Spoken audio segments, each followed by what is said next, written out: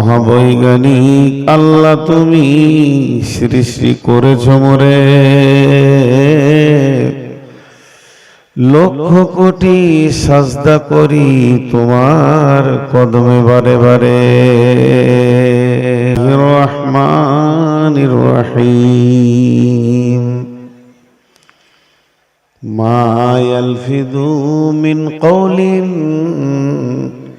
ইল্লা লাদাইহি রাকীবুন আতীদ বিসমিল্লাহির রহমানির রহিম ওয়াইলুল লিকুল্লি হুমাযাতিল লুমাযা আল্লাযী জামা'a মালাও ওয়া আদ্দাদা ইয়াহসাবু আন্না মালাহু আখলাদা কাল্লা লায়ুনবাযান্না ফিল হুতামা ওয়া মা আদরাকা মাল হুতামা নারুল্লাহিল মুকাদা আল্লাতী তাত্তালি'ু আলাল আফইদা ইন্নাহা আলাইহিম মুসাদা ফি আমাদিন মুমাদ্দাদা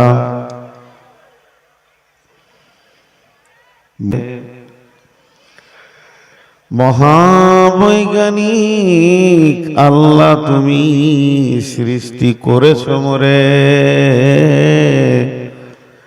লক্ষ কোটি সাজদা করি তোমার কদমে বারে বারে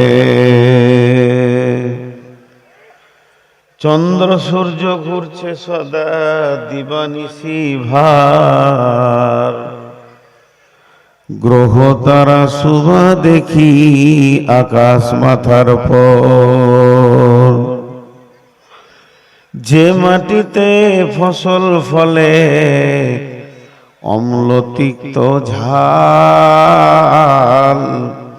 সেই মাটিরই উপাদান সাদা বেগুনি লাল মায়ের পেটে জন্মে শিশু জলের পেটে মাছ ভূমির পেটে কত সম্পদ লাখো রকম গাছ মিল নাই রে চেহারাই নাই রে গলার স্বরে অদ্ভুত তোমার কারিগরি দেখছি জীবন ভরে জোড়া সৃষ্টি করেছ সবার তাই তো সুন্দর ধরা একের লাগি অপরজনে হই যে মাতোয়ারা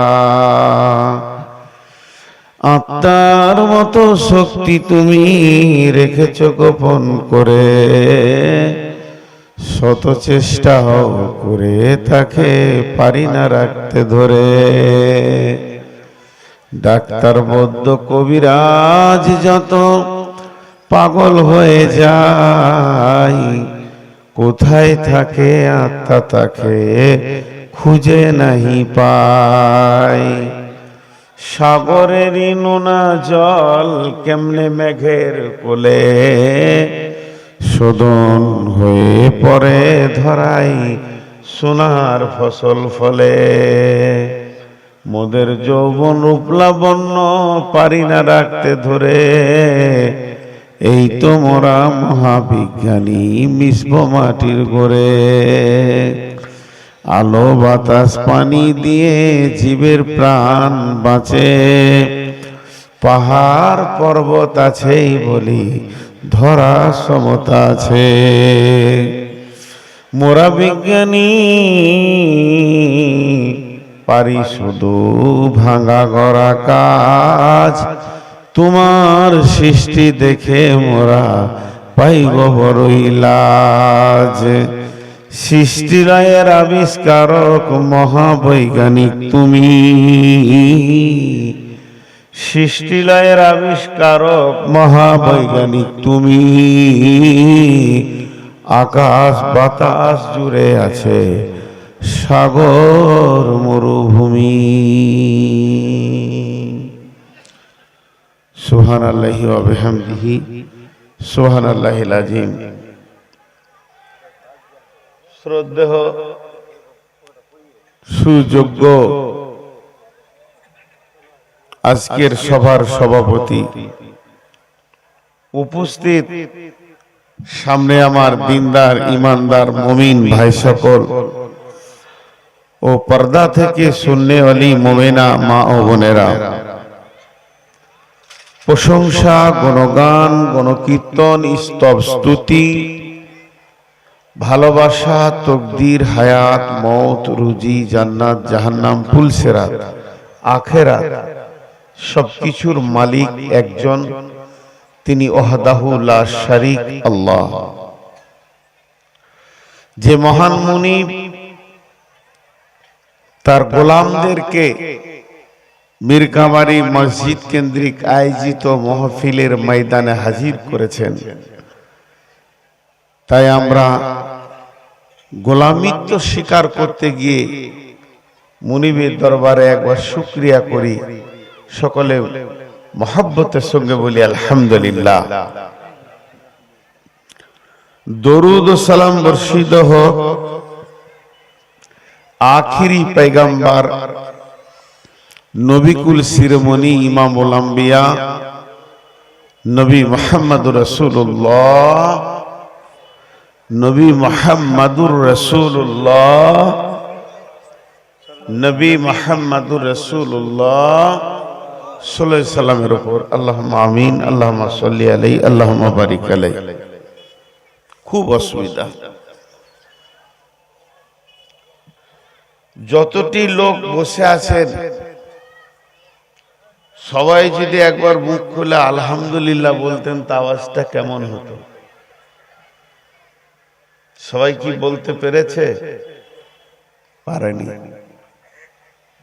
হলো, বললেও হবে, না বললেও হবে, কিন্তু মাবুদের প্রশংসায় আলহামদুলিল্লাহ বলতে পারিনি। আমরা কত দুর্বল হয়ে গেছি।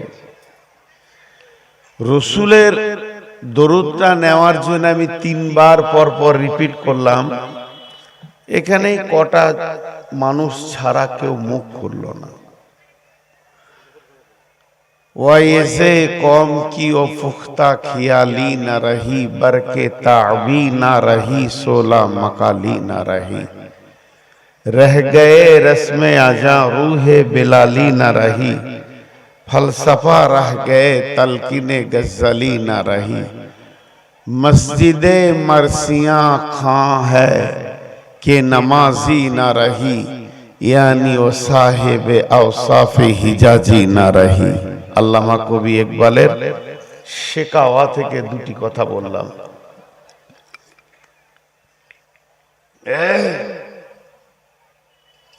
এক মিনিট পরে কথাগুলো গুছিয়ে বলবো, সময় থাকলে মনে পড়লে। এখন আপনাদের মুখ থেকে একবার জীবিত মানুষের মতো শুকরিয়া শুনতে চাইছি। সবাই বলি আলহামদুলিল্লাহ। আর একবার দরুদটা পড়ি নবী মুহাম্মদুর রাসূলুল্লাহ সাল্লাল্লাহু আলাইহি সাল্লাম। আল্লাহুম্মা আমিন, আল্লাহুম্মা সাল্লি আলাইহি ওয়া বারিক আলাইহি। আমি আপনাদের সামনে আজকে একটা বিষয় ধরেছি, আপনাদের দোয়ার বরকতে আমি যতদূর পারি বিষয়ের উপরে কথা বলি। বিষয়ের বাইরে কথা বলতেও ভালোবাসি না, তেমনি শুনতেও ভালোবাসি না। আমি যে খুব বড় আলিম তা নয়, অনেক জালসায় বলেছি। এত ইউটিউবাররা আমার এই কথাটা মানে রিপ্লাই করেছে যে পশ্চিমবঙ্গ কেন বিশ্বে বাংলা ভাষা যতজন জানে পৌঁছে গেছে তাদের কাছে আমার দাবি আমি কোনো আলিম নই। মাদ্রাসায় পড়েছি, যে পরিমাণ ইলম থাকলে তাকে আহল ইলম বলা হবে, যে পরিমাণ জ্ঞান থাকলে তাকে আলিম বলা হবে, আলেমের আওতাভুক্ত আনা হবে। ওই পরিমাণ ইলম আমার নাই। আমি বাংলা বই দেখে পড়াশোনা করে বক্তব্য রাখি, তারপরেও আমি বিষয় ভিত্তিক কথা বলি। আজকে একটা খুব গুরুত্বপূর্ণ বিষয় ধরেছি, যা মেয়েদেরও দরকার, যা পুরুষেরও দরকার। উভয় শ্রেণী মানুষের খুব জরুরি দরকার। তো আল্লাহ যেন আমাকে বলা তৌফিক দান করেন। আমার বডিতে, আপনার বডিতে মাথার চুল থেকে নিয়ে পায়ের নখ পর্যন্ত যতগুলো পার্টস আছে, যতগুলো অঙ্গ আছে, প্রত্যঙ্গ আছে, যতগুলো আপনার কিনা সাবজেক্ট রয়েছে বডির ভিতরে, সব থেকে একটা বিষয়কে আল্লাহ কোরআনে বেশি তুলে ধরেছেন। যদি কোনো ব্যক্তি, আপনি ব্যাংকে যান, যে ব্যাংকে আমার বই আছে, ব্যাংক ম্যানেজারকে বলেন আমাকে স্টেটমেন্ট দিতে হবে, হিসাব দিতে হবে, জিজ্ঞেস করবে কোন মাসেরটা নেবেন, আপনি বলবেন আমি জীবনে যেদিন থেকে বই খুলেছি আজ পর্যন্ত, কিংবা বলেন 1 মাসের দেন, কিংবা বলবেন 1 বছরের দেন, কিংবা বলবেন 6 মাসের দেন, কম্পিউটারে সুইচ মেরে দেবে, ফিতের মতো লম্বা হয়ে বের হতে থাকবে, পর পর পর পর পর পর বের হয়ে যাবে, কত ঢুকিয়েছেন, কত তুলেছেন, কোন তারিখে টাকা লোড হয়েছে, কোন তারিখে টাকা বের হয়েছে, এখন কত আছে আপনার, শেষ টাকা বেরিয়ে যাবে। এটা মানুষ তৈরি করেছে। যদি কোনো ব্যক্তি কিয়ামতের ময়দানে গিয়ে বলে আল্লাহ আপনি আমার বডির স্টেটমেন্ট দিয়ে দেন, হিসাব, আমার পা কত কদম চলেছে আল্লাহ দিতে পারবেন, আমার চোখ কতক্ষণ জেগেছিল কতক্ষণ ঘুমিয়েছে দিয়ে দিতে পারবেন, আমার মস্তিষ্ক কতক্ষণ সজাগ ছিল আর কতক্ষণ ঘুমিয়ে নীরব হয়ে গেছিল আল্লাহ দিতে পারবেন। যদি আপনি বলেন যে আমি কতক্ষণ মনের ভিতরে চিন্তা করেছি, কতক্ষণ চিন্তা করি নাই, নিশ্চিন্তে ঘুমিয়েছি, আল্লাহ দিতে পারবেন। মানে বডির এক একটা পার্টস, আমার হৃৎপিণ্ড, আমার দিল, এটা কতক্ষণ ধড়াক ধড়াক ধড়াক ধড়াক করেছে সারা জীবনে কতবার, আল্লাহ দিয়ে দিতে পারবেন। ভাই ও বন্ধ করো, আল্লাহ দিয়ে দিতে পারবেন, যেটা নেবেন সেটা দেবেন। আপনি যদি বলেন যে আমি আমার বিবিকে ক সেকেন্ড দেখেছি, মেয়েকে ক সেকেন্ড দেখেছি, ছেলেকে ক সেকেন্ড দেখেছি, আমার গাঁবাসীকে ক সেকেন্ড দেখেছি, আর কোরআনের পাতাকে ক সেকেন্ড দেখেছি, আল্লাহ দিয়ে দিতে পারবেন, ভাগ ভাগ করে দিয়ে দিবেন। আমি প্রত্যেক জনাকে একটা কথা বলি, গত কয়েকদিন আগে বললাম, অনেক বড় শিক্ষিত মানুষ আমার সঙ্গে উমরাতে ছিল, মদিনার মাটিতে ওর সঙ্গে বসে চা খেতে খেতে বললাম ভাই আপনাকে একটা কথা বলছি, যেদিন থেকে জন্ম নিয়েছি প্রত্যেকটা মানুষের পেছনে একটা কলম চলছে। ইসিজি করতে দেখেছেন? ইসিজি আপনারা বলেন, রুগীকে ইসিজি করতে দেখেছেন?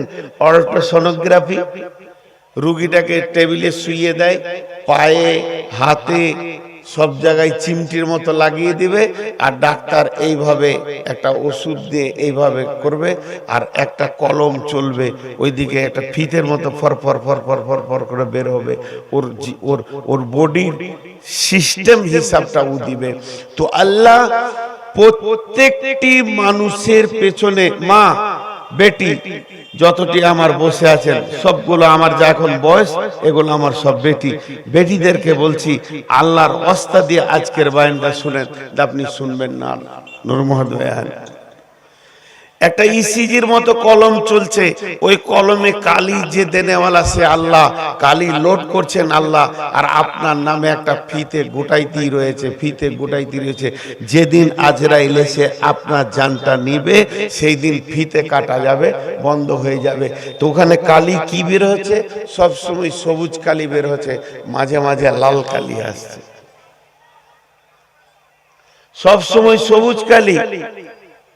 আমি মসজিদে গেলাম উজু করে, কালি সবুজ, নামাজ পড়লাম, তেলাওয়াত করলাম, জিকির করলাম, বের হয়ে এসে চায়ের দোকানে বসে গীবত শুরু করলাম, লালকালি শুরু হয়ে গেল, আপনার জিন্দেগির রিপোর্ট করে দিচ্ছে। ওইটাই আপনাকে দেখানো হবে যে আপনি সারা জীবনে কি করেছেন। একদম এখন এমন মেশিন এসেছে গোটা বডির হিসাব দিয়ে দেবে। তো আল্লাহ কোরআনে কোথাও আয়াত তুলে ধরেননি যে তোর চোখের হিসাব লিছি। চোখের ব্যাপারে আয়াত আছে, তোমার চোখকে হেফাজত করো, এর কথা আছে। নজরকে নিচা করো, কুল্লিল মুমিনিনা ইয়াগজুনা কুল্লিল মুমিনাতি ইয়াগজুনা মিন আবসারিহিন্না ওয়া ইয়াহফাজনা ফুরুজাহুন্না, এ আছে। তোমার শরমগাকে হেফাজত করো, এ আয়াত আছে। তুমি পাকে সহিভাবে ইস্তেমাল করো, এর আয়াত আছে। তুমি ওই জায়গায় দাঁড়াবে না, ফালা তাকরাবু হা, যেখানে প্রকাশ্য গুনাহ হচ্ছে সেখানে তুমি দাঁড়াবে না, আছে। কিন্তু হিসাব রেখেছি আল্লাহ বলছেন না। পার্টিকুলার একটা পার্টসকে আল্লাহ খুব ধরেছেন। আরেকবার বলছি, পার্টিকুলার একটা পার্টসের উপরে আল্লাহর খুব নজর, একটা পার্শ্বের উপরে আল্লাহর খুব নজর। আল্লাহ বলছেন বিসমিল্লাহির রহমানির রহিম,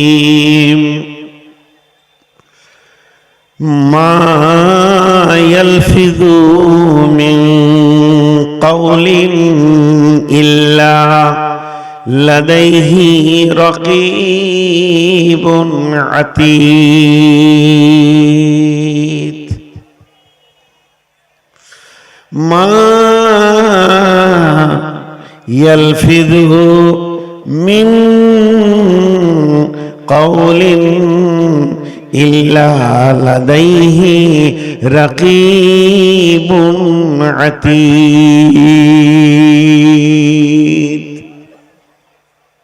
গুরুত্ব দেওয়ার জন্য আমি 3 বার পড়ছি, হে আমার বেটি, ও আমার মা, ওরে আমার বোন। আরেকবার শুনেন, সূরা কাফের ভিতরে আল্লাহ বলছেন মা ইয়ালফিদুনা মিন কাওলিন ইল্লা লাদাইহি রাকীবুন আতীদ।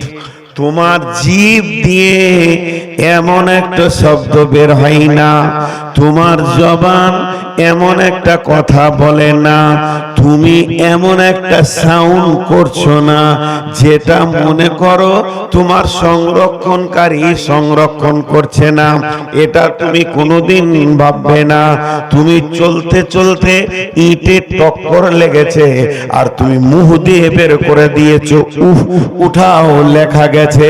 তার মানে তোমার জীবনে যেদিন থেকে তোমার জবান খুলেছে আর আজরাইল যেদিন তোমার জবানে তালা মেরেছে, টোটাল তোমার জিভ কি কি ব্যবহার করেছে আমি আল্লাহ সমস্তটা হিসাব রেখে দিয়েছি।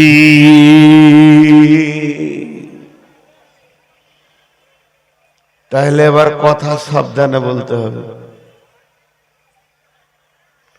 কথা এবার সাবধান। জিভে তালা পড়ে গেল। জিভকে আল্লাহ এত ধরলেন কেন? জিভকে, জিভ হচ্ছে গুনার সেক্রেটারি। জিভ দিয়ে যত গুনাহ হয় সারা বডিতে অত গুনাহ হয় না। আপনি একটা কাগজে লেখেন চোখ, নাক, কান, ব্রেন, দিল, শরমগা, নারী পুরুষ, হাত, পা, যেমনি করে লম্বা ডাক দেন। চোখ 2টি 3টি গোনা করে, 4টা গোনা করে, 5টা করে। হাত 2-3টে করে, 5টা করে। পা 2-3টে করে। শরমগা 2টা গোনা হয়। এইভাবে কেউ 2, কেউ 3, কেউ 5, কেউ 2, কেউ 3, কেউ 5। কিন্তু যখন লিখবেন জিভ, যখন লিখবেন জিভ, তখন আপনাকে লিখতে হবে 163টা গুনাহ করে। জীব 163টা গুনাহ করে।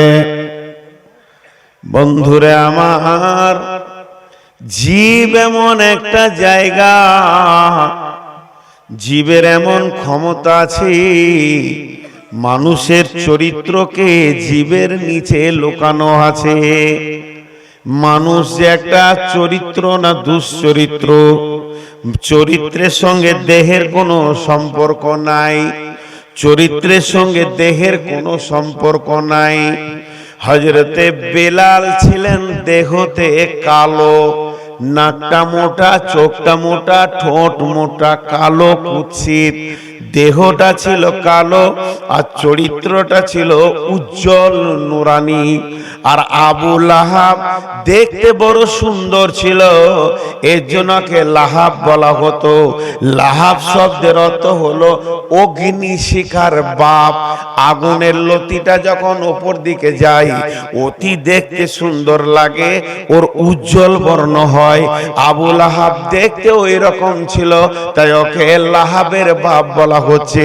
কিন্তু দেখতে সুন্দর হলে কি হবে, চরিত্র তার অনেক নোংরা ছিল। মেয়েটি দেখতে সুন্দর, চরিত্র নোংরা। মেয়েটি দেখতে কালো, চরিত্র বড় সুন্দর।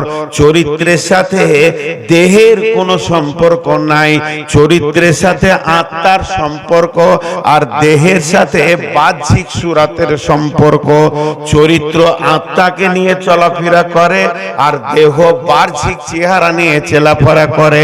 তাই আমার হযরতে ইউসুফ আলাইহিস সালামের বাহ্যিক চেহারা ছিল এত সুন্দর, মেয়েরা ফল কাটতে গিয়ে আঙ্গুল কেটে দিয়েছে। আর বিশ্ব নবীর চরিত্র ছিল এত সুন্দর, আম্মা জান আয়েশা বলেন যে মেয়েরা ইউসুফকে দেখে আঙ্গুল কেটেছে, ওই মেয়েরা যদি আমার নবীকে দেখতেন, আমার হাবিবকে দেখতেন, নবী মুহাম্মদ রাসূলুল্লাহ সাল্লাল্লাহু আলাইহি সাল্লামকে দেখতেন, কলিজা কেটে দিত, টের পেত না। তার মানে হচ্ছে চরিত্রের সাথে দেহের কোনো সম্পর্ক নাই। আবার চরিত্র নামে জিনিসটা জীবের নিচে লুকানো থাকে। কি করে লুকানো থাকে? সবাই আমাকে ধরে টেনে জামাটা ছিঁড়ে দিলেন, আজকে মৌলবীকে বেজ্জতি করব। জামাটা ছিঁড়ে দিয়ে গেঞ্জিটা ছিঁড়ে দিলেন, লুঙ্গিটাকে এবার টানাটানি করে এত লোকের সঙ্গে আমি পারি, কেড়ে চলে গেলেন। বডিতে কাপড় নাই, দাঁড়িয়ে আছে, বেজ্জতি হয়ে গেলাম। আমার দেহ বেজ্জতি হলো, চরিত্র নাঙ্গা হয়ে গেল। চরিত্র আমার ঢাকা আছে, দেহটা আমার নাঙ্গা করতে পেরেছেন। আর যদি কারো চরিত্রকে নাঙ্গা করতে হয়, তার রাস্তা হচ্ছে কাপড় টানতে হবে না।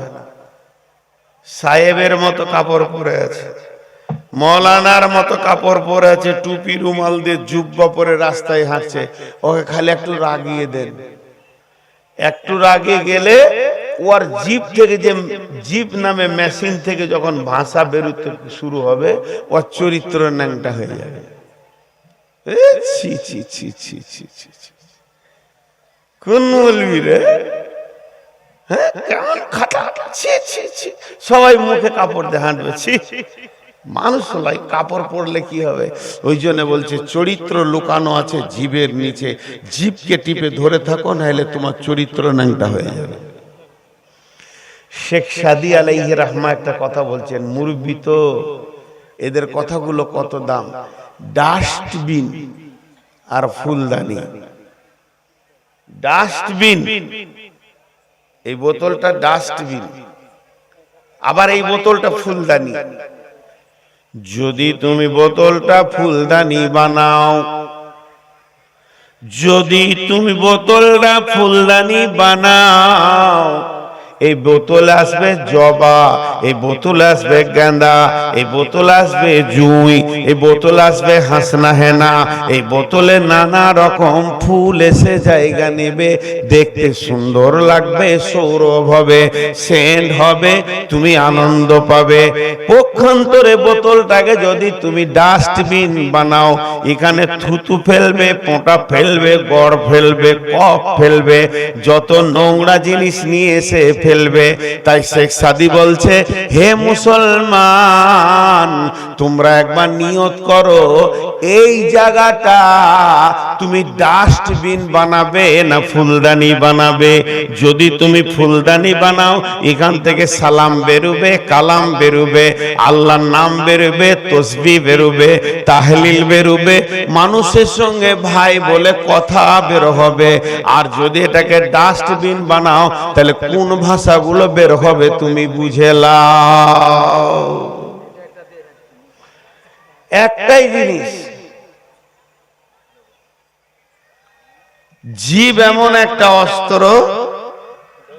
এখন আমি আয়াতগুলো পড়িনি, খালি দর্শন তত্ত্ব বলছি, আর 2 মিনিট বলবো।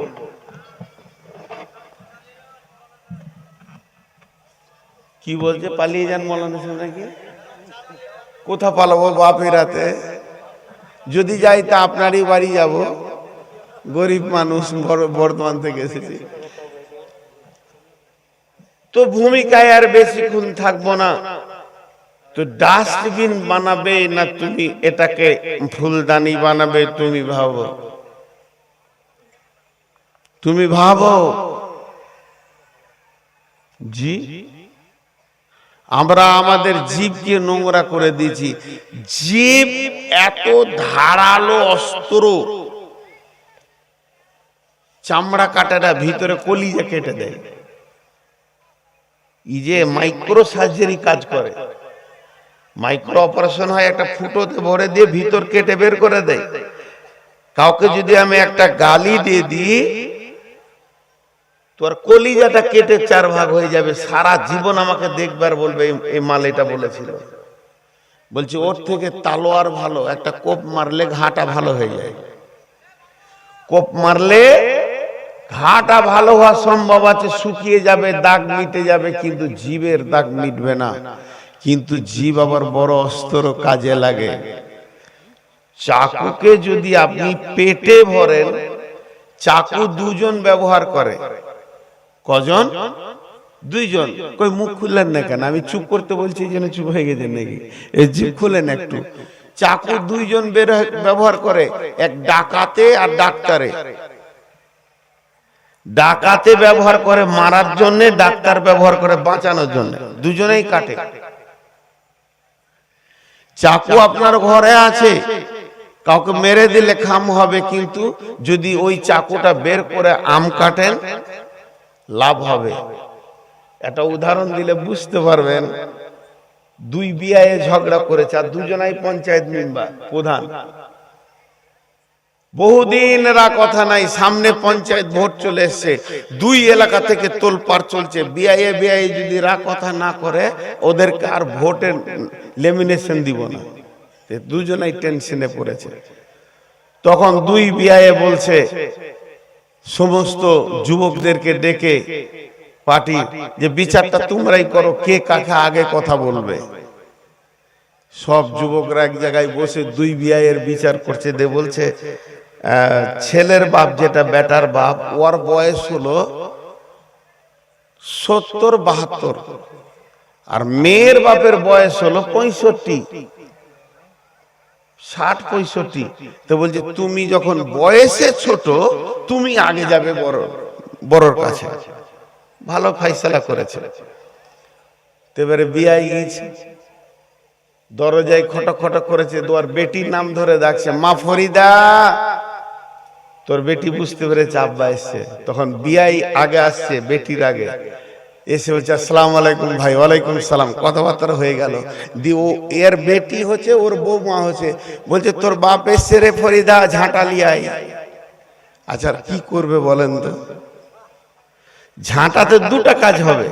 ঝাঁটাতে পিটানো হবে, আবার ঝাড়ু দিলে সম্মান বাড়বে, যে বিয়াইকে পরিষ্কার করে বসতে দিব। হ্যাঁ, তো দুজনাই পঞ্চায়েত মেম্বার, এর কি ব্রেন কম আছে? ই তখন বলছে বিয়া এসেই যখন পড়েছি তখন জুতো খুলি। কাজটা কি হচ্ছে? তুমি ঝাঁটা নে পিটালে আমি জুতা চালাবো, আর তুমি যদি জুতা ঝাড়ু দাও তা আমি জুতা খুলে বসবো। যে একই জিনিস দুই কাজে লাগে। তো যে এই জবান একটা জিনিস দুটো কাজে ব্যালেন্সে রাখতে পারবেন আপনি, ভালো কাজ খারাপ কাজ। শুধু জবানকে আপনি ব্যবহার করেন যে কোন কাজে আমি লাগাবো। তো চাকু দিয়ে সবকে যেমন কেটে ফেলা হয়, তো এই জিভ দিয়ে বাদশাকে গোলাম বানানো যায়। কথা বোঝাতে পারলাম? এটা বুঝতে পারেননি? টাকা দিয়ে গোলাম কিনা যায়, টাকা দিয়ে গোলাম কিনা যায়, গোলামের মন কিনা যায় না। আর ভালো যদি মিষ্টি ভাষী হয়, জিভ দিয়ে নরম নরম কথা বলে, তো বাদশা যে সে ওর গোলাম হয়ে যায়। কি লিবি বল বাবা? জিভ এমন একটা জিনিস সবকে কেটে দিতে পারে। এবার বলেন, আল্লাহ তাবারাক ওয়া তাআলা বলছেন বিসমিল্লাহির রহমানির রহিম, ইয়া আইয়ুহাল্লাযীনা আমানুজতানিবু কাসীরাম মিনাজ জান্নি ইন্না বা'দাজ জান্নি ইসমুন, ইয়া আইয়ুহাল্লাযীনা আমানু। আল্লাহর ভাষাটা দেখেন কত মধুর। বেঈমানকে বললেন না, বেঈমান লোড নিতে পারবে না। মুশরিককে বলল না, মুশরিকের লোড নেওয়ার ক্ষমতা হবে না। কাফেরকে বলল না, কাফের দ্বারা ক্ষমতা হবে না। আল্লাহ তাবারাক ওয়া তাআলা বলছেন ইমানদারদেরকে, তার মানে যারা ইমানদার এদের একটা লোড ক্ষমতা আছে। এদেরকে বলছেন হে ইমানদার, হে ইমানদার, ইজতানিবু ইজতানিবু ইজতানিবু, বাঁচো বাঁচো বাঁচো বাঁচো বাঁচো বাঁচো, তুমি নিজেকে বাঁচাও। কাসীরাম মিনাজ জান্নি, বহুত ধারণা অনুমান থেকে নিজেকে বাঁচাও। ইন্না বা'দাজ জান্নি ইসমুন, ধারণার ভিতরে অনেক ধারণা আছে, কাবীরা গুনাহ। এইখানটা একটু খোলাসা করি। আল্লাহ বলছেন হে ইমানদারেরা, তোমরা নিজেকে বাঁচাও। আমি বলছি ওই জায়গা থেকে বাঁচেন। আপনার আব্বা বলছে ওই জায়গা থেকে বাঁচ, আপনার মা বলছে ওই জায়গা থেকে বাঁচ, আপনার স্বামী বলছে ওই জায়গা থেকে বাঁচ, আর স্বয়ং আল্লাহ বলছে তুই ওই জায়গা থেকে বাঁচ। তা আল্লাহ টাল্লার মতো গুরুত্ব দিতে হবে। আল্লাহ বলছে ধারণা ধারণা অনুমান, এই টেবিলটা কত ওজন হতে পারে, ওই টেবিলটা কত ওজন হতে পারে, মোবাইলটা কত দাম হতে পারে, এই পানিগুলো কত ওজন হতে পারে, এই মোবাইলগুলো কি দাম হতে পারে, অনুমান করা, আইডিয়া করা, ধারণা করা। ধারণা থেকে তুই বাঁচ, তুই ধারণা থেকে বাঁচ। ধারণা খুব খারাপ, ধারণা থেকে নিজেকে বাঁচাও। জি, ইন্না বা'দাজ জান্নি ইসমুন, সব ধারণা খারাপ নয়, এর ভিতরে কিছু ধারণা আছে কাবিরা গুনাহ, কিছু ধারণা আছে কাবিরা গুনাহ। এমন কিছু অনুমান আইডিয়া রয়েছে যেগুলো করলে তুমি কাবিরা গোনাতে পড়ে যাবে। কিছু মানে কি, তাহলে কিছু ধারণা করা যায়, যেমন এই টেবিলটা ক কেজি ওজন হতে পারে, এটা কাবিরা গোনা নয়। এই মোবাইলটা কত দাম হতে পারে, আমি ধারণা করছি 20,000 হবে, এটাই 10,000 হবে, এটা কোনো গোনা নয়। রাস্তায় যেতে যেতে ড্রাইভারকে জিজ্ঞেস করলাম, আপনার কিনা মিরকামারি থেকে আপনার দুর্গাপুর ক কিলোমিটার হতে পারে, ধারণা করছি 2.5-3 কিলোমিটার হবে। আমরা হয়তো বাইরের লোক, প্রথম থেকে বহু দূর মনে হচ্ছে 5 কিলোমিটার বলে দিলাম, এর জন্য কোনো গুনাহ হবে না। এই গরুটার মাংস কত হতে পারে, 1 কুইন্টাল 25 কেজি হবে, আরেকজন বলছে না 40 কেজি হবে, এটা কোনো ধারণা গুনাহ হবে না। কিন্তু আল্লাহ বলছেন এই ধারণা করা অভ্যাসটা খারাপ, ভালো ধারণা থেকেও তুমি বাঁচো, বাঁচলে ভালো হয়, তবে গুনাহ হবে না। ভালো ধারণা করতে করতে তোমার দ্বারা যখন খারাপ ধারণাতে তুমি ঢুকে যাবে, ইন্না বাযাত জান্নি ইসমুন, এমন কিছু ধারণা আছে যেগুলো কাবিরা গুনাহ। মদ খাওয়া থেকে কাবিরা গুনাহ, সুদের থেকে কাবিরা গুনাহ, জিনার থেকে কাবিরা গুনাহ, চুরির থেকে কাবিরা গুনাহ, মার্ডার করা থেকে কাবিরা গুনাহ। এত বড় গুনাহ নিয়ে বসে আছে। যতগুলো গুনার কথা বললাম, চুরি, মদ, জিনা আর জুয়া, সুদ, এগুলোতে কিয়ামতের মাঠে আপনার পাহাড় তৈরি হবে না। কিন্তু ধারণা তোমাকে এমন একটা গুনাহতে নিয়ে গিয়ে ফেলে দিবে, তুমি বুঝতে পারবে না, তোমার দ্বারা বড় গুনাহ হয়ে যাবে।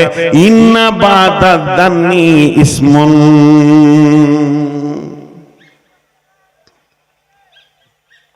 জালসাটা শেষ হলো, 12টা বাজছে, লোক যত ছিল বাড়ি চলে গেছে। ইব্রাহিম নাম করছি, আমার ছোট, আর একই মাসে পড়েছি, ওকে আমি তুই বলিও, আমাকে আপনি বলে। তুই ইব্রাহিম আর আমি ওই রাস্তায় দাঁড়িয়ে আছি, আর মসজিদের সেক্রেটারি কমিটি 5-7 জন দাঁড়িয়ে আছে। রাত 1টা বাজে, কেউ নাই, নারী পুরুষ শুনশান। প্যান্ডেলের লোকগুলো মাইক খুলছে। উদাহরণটা শুনেন, একটা যুবক, ওর বয়স 25 হবে, 20-25, ওর পেছনে একটা যুবতী, বয়স হবে 18-20, মোটর সাইকেলে করে বেরিয়ে গেল। ও যুবকটাকে টিপে ধরে আছে, ওই মেয়েটা পুরুষটাকে টিপে ধরে আছে, আর মোটর সাইকেলটা ভাঁ করে বেরিয়ে গেল। তখনই প্রথমেই মুখ খুললে ইব্রাহিম, আমাকে বলছে, দেখছেন দাদা যুগ জামানা কেমন খারাপ। এবার আমার মুখ খুললাম, তোকে বলতে হবে, আমি জানি না রাত বিরাতে কি চলছে সব যুবক যুবতী। এই যে শুরু করলাম, ধারণা হলো গীবতের চাবি, গীবত গোডাউনের চাবি। আইডিয়াই হচ্ছে গীবত গোডাউনের চাবি। চাবি খুলে দিলাম, দুইজনে মুখ খুলতে শুরু করলাম। এবার ওখানে যতজন ছিল খালি ওই খারাপ কথা, কার বেটি কার সঙ্গে চলে গেল, কোথা কি ঘটে গেল, কার বেটি কার সঙ্গে চলে গেল। রাতে ছেলেদের মেয়েদের যা অবস্থা খারাপ, বাপ ভাইরা নিজের বোন বেটিকে ঠিক করে রাখছে না, এই ঘটনা ঘটছে, ওই ঘটনা ঘটছে, এই বলতে বলতে 1.5 ঘন্টা কেটে গেল। ভাই আমার, আমরা ধারণা করলাম ওই যুবকের সঙ্গে যুবতীর নোংরা সম্পর্ক আছে। কত গভীর চলে গেলাম, কত কথা বললাম। এদের মধ্যে কেউ বললে, ওকে চিনেছো কি, বলো মুখের বেটা। বেটিরা কে ছিল, বলে চিনি না। বলে ছেলেটা এরকম খচ্চর শুরু হয়ে গেল। কিন্তু সকালে যখন মসজিদের সামনে দাঁড়িয়ে আছি, চা খাওয়া হয়ে গেছে, আমার গাড়ি লেগে গেছে, কমিটির লোক আমাকে বিদায় দিচ্ছে, সালাম মুসাফা করে, এমন সময় একটা মুরব্বি ওই দিক থেকে দৌড়তে দৌড়তে আসছে, এসে বলছে, হুজুর আপনাকে পেয়ে গেলাম, আলহামদুলিল্লাহ, ভাবছিলাম পাবো কি পাবো না, এই মসজিদের জন্য আমি 5,000 টাকা এনে দিচ্ছি, এই লেন টাকাটা লেন। তাড়াতাড়ি করে বের করে আমার হাতটা ধরে বলছে, টাকাটা আপনি নিয়ে মসজিদ কমিটিকে দিয়ে দেন, আমার মনের আশা পূরণ হয়ে গেল, আপনি একটু দোয়া করে দেন। আজকে রাত্রি 12:30টায় আমার মেয়েটা জালসা শুনতে গিয়েছিল, জালসা শুনে এসে বাড়িতে ঢুকে বাথরুমের দিকে গেছে পেশাব পায়খানার জন্য, তখনই ওকে বিষাক্ত সাপে কেটেছে। আমার মেয়েটা পড়ে গেছে মাথা ঘুরে, ওকে ওর ভাই বাইকে করে ওই রাতেই রতুয়া হসপিটালে দিয়েছে। 2 ভাই বোনে রাতে গেছে, তবে এখন ডাক্তার বলেছে ভালো আছে, 3 দিন আগে ছাড়বে না। আমরা কি করেছি 2 ঘন্টা? এবার বল। আল্লাহ বলছে, তুই কোন দিকে গাড়ি চালিয়েছিলি? ঘটনাটা কি ঘটেছে? রাত 12টায় ওর ঘরে বিপদ ঘটেছে, কাঁদাকাঁদি চলছে, ভাই বোনে হসপিটালে গিয়েছে, ভাই নিয়ে গেছে বোনকে হসপিটালে ভর্তি করে, পাশে বসে বসে মাথায় হাত দিচ্ছে, বলছে বোন ভয় করিস না, আল্লাহ শেফা দিয়ে দেবে। তা আল্লাহ তাবারাক ওয়া তাআলা বলছে, তুই ধারণা করবি কেন? যত পৃথিবীর গুনাহ করনেওয়ালা আছে, তোকে কি বসে বসে গবেষণা করতে দিয়েছি যে বৈজ্ঞানিকের মতো গবেষণা কর?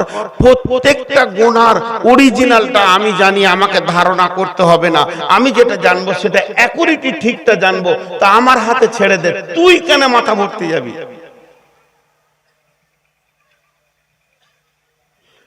মেয়েতে ছেলেতে যেটা ব্যভিচার করছে, তুই পারলে হেদায়েতের কথা বল, কিন্তু ধারণা করে গীবত করিস না। আল্লাহর কালাম পাক বলছে, ওয়ালা তাজাসসু ওয়ালা ইয়াগতাব বা'দুকুম বা'দান, ওয়ালা তাজাসসু ওয়ালা ইয়াগতাব বা'দুকুম বা'দান। খবরদার তাজাসসুসি করিস না। তাজাসসুস বলে কাকে? খিচড়ে খিচড়ে খিচড়ে খিচড়ে ওর মানে ভুল বের করা। তুই যদি ওর ভুল বের করিস, তাহলে তোর ভুল আমার কাছে কত জমা আছে। তুই একটা বান্দা হয়ে আর একটা বান্দাকে যদি ভুলের পানিতে ডুবিয়ে রেখে দিস, কিয়ামতের মাঠে তোর ভুল যদি আমি খেচড়াইতে শুরু করি, কেমন করে তুই পার পাবি?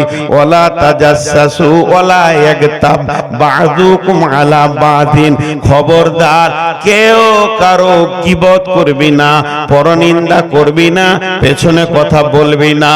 এক মানুষ অপর মানুষের গোপন কথা তুমি জানো, সেটা তুমি বলো না, বলার অধিকার তোমাকে দেওয়া হয়নি। বাযুকুম বাদান। আল্লাহ বলছেন, আয়ুহিব্বু আহাদুকুম আইয়াকুলা লাহমা আখিহি মাইতান ফাকারিহিতুমুহু। তোমাদের মধ্যে কেউ কি ভালোবাসো? একটা কথা আমি বলছি, তোমাদের মধ্যে কি কেউ কি ভালোবাসো এক মানে তোমার মৃত্যু ভাইয়ের মাংস খেতে? এখানে যতগুলো লোক বসে আছেন, সব থেকে লেটেস্ট মরা কোনটা দেখেছেন? নিজে নিজে নিজে নিজে নিজে মনে করলেন। ওই মাইয়াতের একটা পেশির মাংসকে কেটে কুচি কুচি করে আমি একটা প্লেটে দিব, আবার নুন দিয়ে দেবো, আর একটা কাঁচা চামচ দেবো, আর আপনাকে বলবো ভাইয়া এটাকে সুন্দর করে ঘুগনির মতো খেয়ে নেন। পারবেন না? মৃত্যু ব্যক্তির মাংস খেতে পারবেন না। আল্লাহ বলছেন, কারিহিতুমুহ, তুমি ওটাকে ঘৃণা করবে, ওটাকে তুমি ঘৃণা মনে করবে। ওয়াত্তাকুল্লাহ, আল্লাহকে ভয় করো। ইন্নাল্লাহা তাওয়াবুর রহিম, তিনি মেহেরবান, তওবা কবুল করনে ওয়ালা।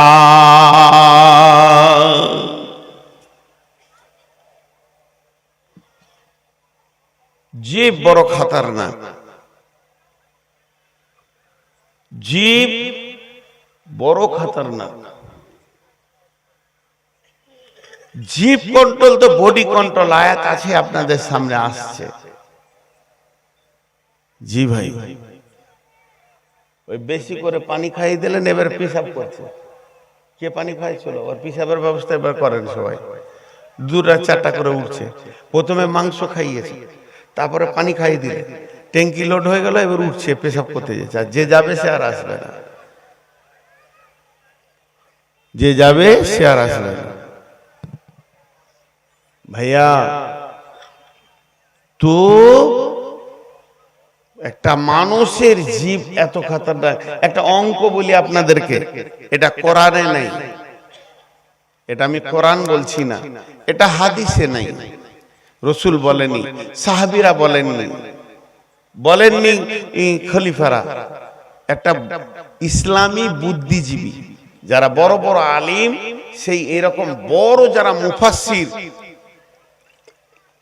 হাদিস কোরআনে তাফসীর করেছে, এইরকম বুদ্ধিজীবীর কথা যে যত মানুষ জাহান্নামে যাবে, যত মানুষ জাহান্নামে যাবে, 98% জীবের কারণে যাবে। জীবের পাপের কারণে 198 জন জাহান্নামে যাবে। এটা মানুষের তৈরি কথা, ওই রকম ঈমান রাখবেন, এটা হাদিস নয়। তো জীব এত খতরনাক, জীব দিয়ে বহুত কিছু হয়। এবার আল্লাহ বলছেন, বিসমিল্লাহির রহমানির রহিম,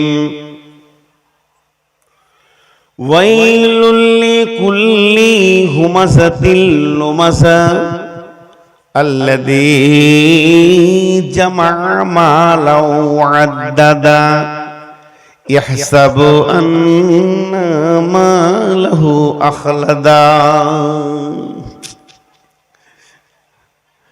ওয়াইলুল লিকুল্লি হুমাযাতিল লুমাযা আল্লাযী জামা'a মালাও ওয়া'আদ্দাদা ইয়াহসাবু আন্না মালাহু আখলাদা কাল্লা লায়ুমবাদান্না ফিল হুতামা। 4টা গুনার কথা বললেন, 4টা গুনাহ, 4টা গুনার কথা বললে। দেখেন, গুনেলেন, আপনারা শিক্ষিত মানুষ। আল্লাহ আপনাকে আমাকে সকলকে জীব হেফাজত করার তৌফিক দান করুন, আল্লাহুম্মা আমিন। আল্লাহ, কিয়ামতের দিন আমরা হিসাব চাই না, তোমার দয়া চাই, দয়া করুন, আল্লাহুম্মা আমিন। ভাই, একটা কথা বলছি, আপনারা এই মাহফিলের কথা আমাকে মাফ করবেন। ওই কোণে কোনো বিষাক্ত জিনিস আছে, যে ওখানে বসছে সে গল্প করছে। আমি যখন থেকে এই চেয়ারে বসেছি, ওই কোণে যে যেছে সেই গল্প করছে। একজন আবার খাতা নিয়ে 2 ঘন্টা পড়াশোনা করে ঘর চলে গেল। তা ওইখান থেকে উঠিয়ে ওই 3 জনকে একটু ভিতরে বসিয়ে দেন, নাহলে ওরা গল্প করবে। আর আমার এটা সহ্য হয় না যে আমার চোখের সামনে গল্প করবে আর আমি বায়ান করব। আমার প্রতিনিয়তই কষ্ট হচ্ছে, ওদের এই গল্পটা নিতে পারছি না। ওই যে বসলো আর 2 জন, ওরা গল্প করবে, ওই মাটিটার দোষ আছে, ওদেরকে একটু আগিয়ে নেন। এবার আমি যে কথাটা বলছি, 4টা গুনার কথা। লোক ভালো, মীর কামারি লোকের আগে জলসা করেনি, আমাকে নাইনি কেন? মীর কামারি খুব ভালো লেগেছে এসে, এই শেষ বয়সে ঢুকলাম, দেখেও ভালো লাগছে, গানটা এত ভালো লাগছে যে আজকে 22 বছর জলসা করছি, এই এলাকা ঘুরে বেড়াচ্ছি, আমি এত ভালো গান পাইনি। আসার পর থেকে মানুষের ব্যবহার এবং ভাষাতে। তো আমি আপনাকে একটা কথা বলছি, 4টা কথা গুনে নেন। আল্লাহ বলছেন, বড় দুর্ভোগ ওদের। আল্লাহর ভাষাটা দেখেন, বড় দুর্ভোগ বদনসিব ওরা, বড় কঠিন জাহান্নামে যাবে ওরাই, যারা এই পৃথিবীতে 4টা গুনাহ করেছে। মা আমার, ও আমার বেটি রে, বোন রে, ও আমার বন্ধু ভাই বাপজি সোনামানি, আল্লাহ গুনিয়ে দিচ্ছেন, ওয়াইলুল লিকুল্লি, এদের দুর্ভোগ বড় বদনসিব ওরা যারা হুমাজাতিল লোমাজা করে। একটা হুমাজা একটা লোমাজা। আল্লাযী জামাআ মালাহু ওয়া আদ্দাদা ইয়াহসাবু আন্না মালাহু আখলাদা। প্রথম গুনাহ হচ্ছে তারা পেছনে মানুষের গীবত করে করে করে করে মানুষকে কষ্ট দেয়, আবার সামনাসামনি অপমান করে, সমাজে অপমান করেও কষ্ট দেয়। 3 নম্বর, মাল ইনকাম করে গুনে গুনে রাখে। এই মাল ইনকাম করে গুনে রাখাটা গুনাহ নয়, ধারণা করে 4 নম্বরে আমার মাল আমাকে আর চিরসঙ্গী হবে। ধারণাটা খারাপ। ধরণীর বুকে ধরণীর বুকে যত আশা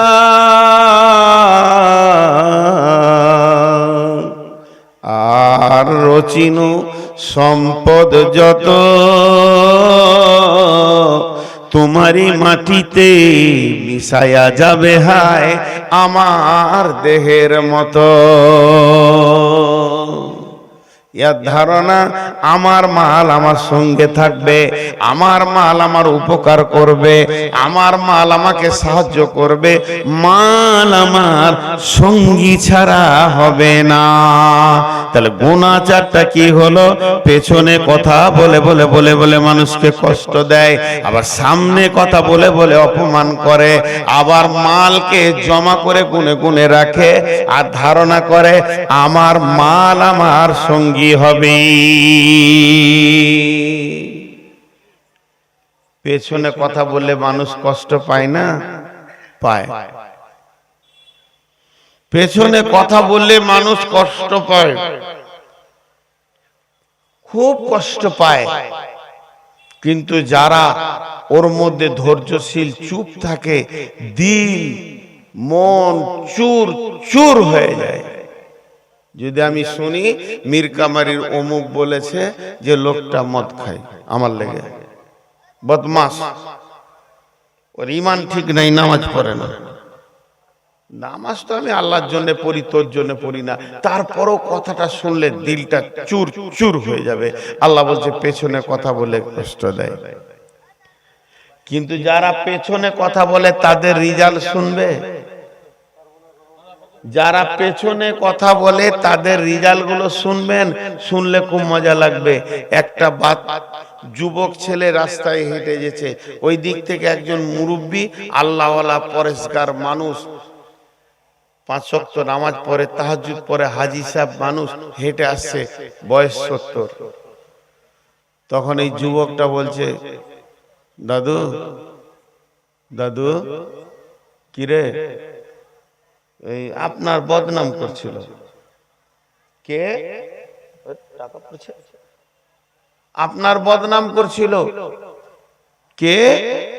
ওই পশ্চিম পাড়ায় শফিকুল। ওর ভিতরটা চুরচুর হয়ে গেল। হালকা করে জিজ্ঞেস করছে ওকে, তুই শুনছিলি? বলে হ্যাঁ। আচ্ছা শোন,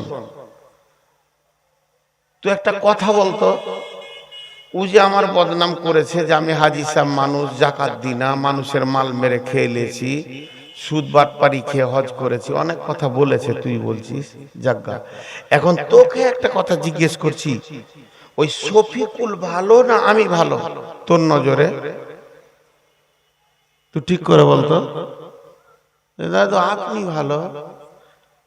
তুই যদি আমাকে বলছিস আপনি ভালো, তোর অতক্ষণ আমার বিরুদ্ধে বকে লাভটা কি হলো? লাভ তো পেলে না, লাভ পেলে না, বরং তোর কাছে ও নজরে খারাপ হয়ে গেল। তো যারা মানুষের কথা বলে বলে বলে বলে বেড়ায়, আপনি জেনে নেন, আপনাকে যদি কেউ লোকের কথা শোনাতে আসে, আপনাকে যদি কেউ লোকের কথা শোনাতে আসে, আপনি ওকে সন্দেহ করবেন, আপনার কথাও লোককে বলে, ওর থেকে বেঁচে থাকেন। জি, পেছনে। আর সামনে সামনে কথা বলা কেমন? সামনে কথা বলা সামনে কথা বলে অপমান করে না। আপনার গ্রামের 4টা ছেলে বর্ধমানে হারভেস্টারের নিয়ে গিয়ে ধান কাটতে গিয়ে আমার গ্রামই চলে গেছে, আমি চিনি না ওরা, ঘুরছে ফিরছে ধান কাটছে। এখন আমার চাচাতো ভাইয়ের সঙ্গে ওর দেখা দে, বলছে মৌলভী নূর মোহাম্মদকে চিনো? বলে তো আমার চাচাতো ভাই। বলে আমাদের গায়ের প্রধান বক্তা ও, আবার সামনে বছর ওকে নিয়ে আসবে বলছে। তখন আমার চাচাতো ভাই বলছে পাক্কা সুদখোর, ওইটাকে তোমরা বক্তা করেছো? পাক্কা সুদখোর, আমার কাছে ও সুদ নিয়েছে। লেখে নাও আমার নাম্বারটা, ও যখন যাবে খালি আমার নামটার নাম্বারটা দিয়ে বলবে ফোন কর, আমি বলে দিব ওই স্পিকারে যে সুদ খায়। খায়, সত্যি কথা, আমি সুদ খাই। এটা উদাহরণ দিচ্ছি, ভাবিলেন না যে নূর মোহাম্মদ সুদ খায়, আল্লাহ মাফ করুক, এটা উদাহরণ দিচ্ছি। এবারে একটা যুবক বলছে ঠিক আছে আসুক দেখি ও কেমন বক্তা আছে, আমি কাউকে ভয় করি না, আমি সামনে সামনে বলে দিব। কিছু লোক আছে বলে আমি কাউকে ভয় করি না, সামনে সামনে বলে দিব, আমি কাউকে ভয় করি না, সামনে সামনে বলে দিব। বলে কি বলে না? আরে হ্যাঁ না বলেন, এটা কি ঠিক? এটাও ঠিক নয়। সব কথা প্রকাশ নয়, অনেক গোপন কথা আছে। সব কথা প্রকাশ নয়, যদিও হালাল সত্য তবুও গোপন। ওই রকম যে বলবে ওকে জিজ্ঞেস করতে হবে যে তুই কিছুই ভয় করিস না, সব কথা সামনে বলে দিস, লে বল চায়ের দোকানে বসে বল তোর বেটাটা কি করে হলো, বল বল বিবিকে কি করে ব্যবহার করেছিলি। আমি কাউকে ভয় পাই না। সত্য কাজ হালাল কাজ প্রকাশ্যে করি, তো রাস্তায় বউ কেটে শুয়ে থাকবি? আমি কাউকে ভয় করি না, আমি হক কাজ করব, প্রকাশ্যে করব। সব জিনিস প্রকাশ নয়, গোপন। ও খালি পাইতারা করছে নূর মোহাম্মদ কখন আসবে, ওকে দেখছি আজকে। ভাইরা আমার, আমি যে এসে গাড়িতে নেমেছি আর কমিটির 5 জন লোক দৌড়ে গিয়ে বলছে হুজুর কি যায়, খাবেন, টিফিন নেবেন, শোবেন, গোসল করবেন, কি লাগবে? তারা তাদের মতো জিজ্ঞেস করছে। এরই মাঝে ও ভিড়ে ঢুকে গিয়ে বলছে আপনি মৌলানা নূর মোহাম্মদ? আমি বললাম হ্যাঁ। আপনি তো পাকা সুদখোর, আপনার চাচাতো ভাই নাম অমুক, এই দেখেন নাম্বার, আমি লিখে নিয়েছি, আপনি ওর কাছ থেকে 20,000 সুদের টাকা নিয়েছেন। কথাটা ঠিকই বলেছো, আমি আর প্রমাণে গেলাম না, মাথা নামিয়ে নিলাম। আল্লাহ বলছেন এইটাও তোর হক নাই, কোন মানুষের অপমান তুই করবি। একটা মানুষের টাকাকে ছিনিয়ে নেওয়া যেমন গুনাহ, মালকে ছিনিয়ে নেওয়া যেমন গুনাহ, তার বাইকটাকে কেড়ে নিয়ে যেমন গুনাহ, মেয়েদের গলার হার, চুড়ি, নাকের কানের কে টেনে ডাকাতি করে ছিনিয়ে নেওয়া যেমন গুনাহ, ওই রকম গুনাহ হচ্ছে একটা মুসলমান আর একটা মুসলমানের সম্মানকে তুই ছিনিয়ে নিবি। এ কথা তোর বলার ক্ষমতা নাই। আল্লাহ বলছেন এই রকম প্রকাশ্যে যে মানুষকে অপমান করে তাও সেও দুর্ভোগ জাহান্নামে যাবে। তোকে প্রকাশ্যে হক কথা বলে কাউকে অপমান করতে বলা হয়নি। বিশ্বনবী হাজ্জাতুল বেদাতে যে বক্তব্যটা রেখেছেন, ওই বক্তব্যের ভিতরে একটা চ্যাপ্টার আছে। লোক সকল তোমরা শুনে নাও, এক মুসলমান ওপর মুসলমানের রক্ত বইবে না, এক মুসলমান ওপর মুসলমানের মাল লুট করবে না, এক মুসলমান ওপর মুসলমানের ইজ্জতকে লুটে লিও না। সাবধানতা দিচ্ছেন জি। তাহলে এটাও করা যাবে না। তাহলে কি ও সুদ খেয়েই যাবে বলতে পারবে না? হ্যাঁ যাবে, সামনে সামনে বলা যাবে, সামনে সামনে বলা যাবে। সেটা কেমন? মৌলানা সাহেব আপনি নূর মোহাম্মদ সাহেব? বলে হ্যাঁ, আপনার সাথে একটু দরকার ছিল, বাড়ির ভিতরে আছে, আপনার সাথে আমার একটু দরকার আছে, পার্সোনাল কিছু, একটু বাড়ির ভিতরে আছেন। সব সমাজের লোকটি বসে থাকলো বটুখানায় বাংলাতে, আমাকে ভিতরের দিকে নিয়ে গিয়ে দরজাটা লাগিয়ে দিয়ে বলছে এই নামটার নাম্বারটা চিনেন? বলে হ্যাঁ। আপনি সুদ খান? বলে হ্যাঁ। বা আমি চুপ করে আছি, তখন 10টা কথা বলেন। আপনি আলেম মানুষ, আপনি বক্তব্য রাখছেন, সমাজকে ঠিক করার জন্য আপনি সব কাজ করছেন, আপনার দ্বারা এত বড় কাজ কি করে হয়? গুনাহ হবে না? ওটা তালিম হয়ে গেল। আল্লাযী জামা মালাও ওয়া আদ্দাদা, যারা মালকে জমা করে করে গুনে গুনে রাখি, স্টেট ব্যাংকে কত আছে, আইসিআইসিআই ব্যাংকে কত আছে, এক্সিস ব্যাংকে কত আছে, আপনার এইচডিএফসি তে কত আছে, মনে মনে চিন্তা করে এই জায়গাটা কিনেছি 2 কোটি টাকা দাম হয়েছে, ওই জায়গাটা কিনেছি এত দাম আছে, রতুয়াতে 1 বিঘে জায়গা আছে, আমি কয়েক লক্ষ টাকার মালিক। আর মনে মনে ভাবে ইয়াহসাবু আন্না মালাহু আখলাদা, এই মাল আমার সঙ্গে থাকবে, মাল আমার সঙ্গী ছাড়া হবে না। আল্লাহ তাবারাক ওয়া তাআলা বলছে কাল্লা লায়ুম বাদান্না ফিল হুতামা, কখনোই নয়, এই লোকগুলোকে আমি হুতামা নামে জাহান্নামে দিব।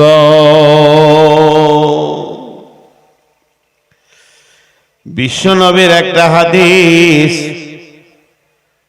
আল্লাহর নবী বলছেন কঠিন কিয়ামতের দিনে একটি লোক হাজির হবে 5 ওয়াক্তের নামাজ নিয়ে, রোজা নিয়ে, হজ নিয়ে, যাকাত নিয়ে, কোরআনের তেলাওয়াত নিয়ে, পাহাড় পরিমাণ নেকি, নেকিতে ঢেরি লেগে গেছে,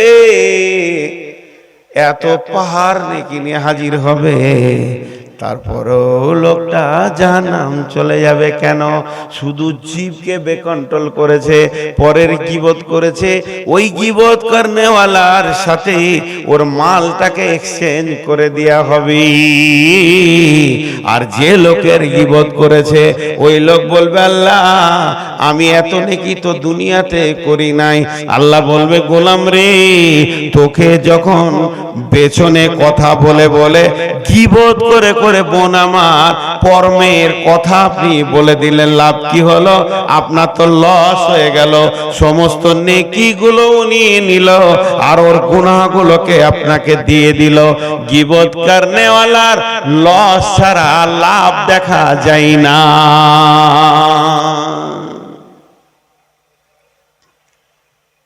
গীবত করনেওয়ালার লস ছাড়া লাভ দেখা যায় না,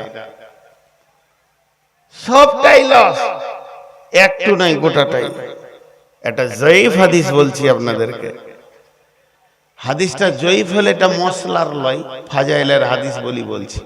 আল্লাহর নবী বলছেন আল গীবাতু আসাদ্দু মিনাজ জিনা, আল গীবাতু আসাদ্দু মিনাজ জিনা। গীবত হচ্ছে জিনার থেকেও কঠিন, গীবত হচ্ছে জিনার থেকেও কঠিন। গীবত করনেওয়ালা ও জিনা করনেওয়ালা দুজনে আসমান জমিন পার্থক্য। কেন বন্ধুরে?